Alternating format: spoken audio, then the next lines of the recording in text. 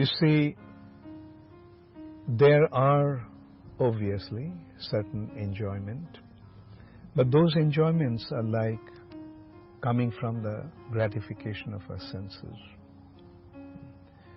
And when we have our senses feeling that satisfaction of its involvement in the world around, then one does feel some sort of happiness. But unfortunately, that sort of happiness is only transient, only temporary. You see, happiness, if we consider, the word happiness literally means cessation of the suffering condition. In this material nature, we all are suffering. And when the suffering is reduced to some extent, we call it happiness.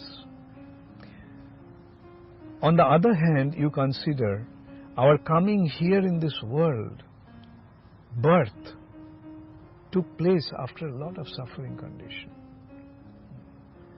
To be in the womb of the mother for so many months is not a very pleasant experience.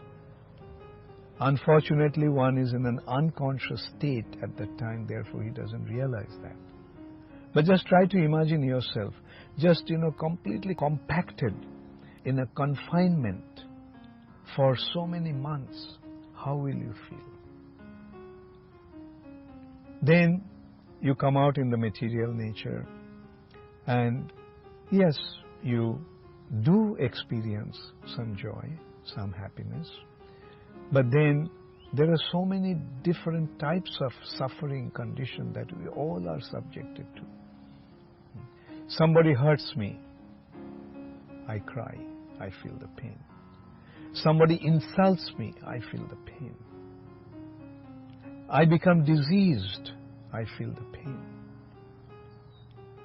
And in this way, although in our youth we may have some sort of enjoyment, but that is only short-lasting.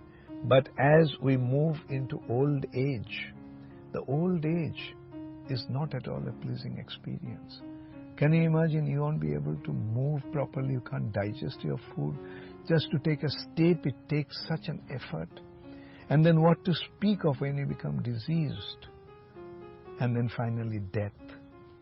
So these are the fourfold miseries: birth, old age, disease, and death.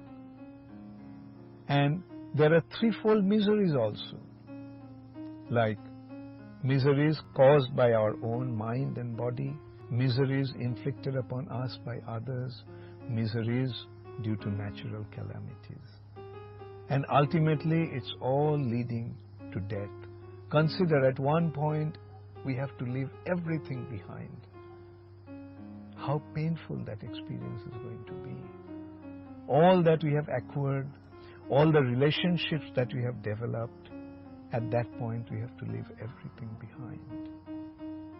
Therefore, a wise person will try to transcend this suffering condition. And yes, there is a way to transcend the suffering condition, and that is to become situated in one's spiritual identity. And when you become situated in a spiritual identity, then we see that our actual self is not this body. Our actual identity is the soul. And the soul is a part and parcel of the Supreme Lord. The Lord is full of joy. Therefore, when we become connected to Him, then with Him we also enjoy. Of course, that doesn't mean that we have to leave everything behind to develop a connection to Him. Rather, we see all the connections here centered around Him. Just as I am connected to Him, everyone else is connected to Him. And through Him, we all are connected to each other. In this material nature, we are trying to establish our connections through our bodies. Body's father and mother become our father and mother. Body's friend, body's wife, body's children. But that is a temporary situation, which at the end culminates into an extreme miserable condition. On the other hand, if we develop all our relationships with the Lord in the center and develop a loving relationship with Him, then only we experience the real joy. And that joy is eternal. And then we become situated in our actual identity, which is also eternal, which is full of consciousness and full of joy.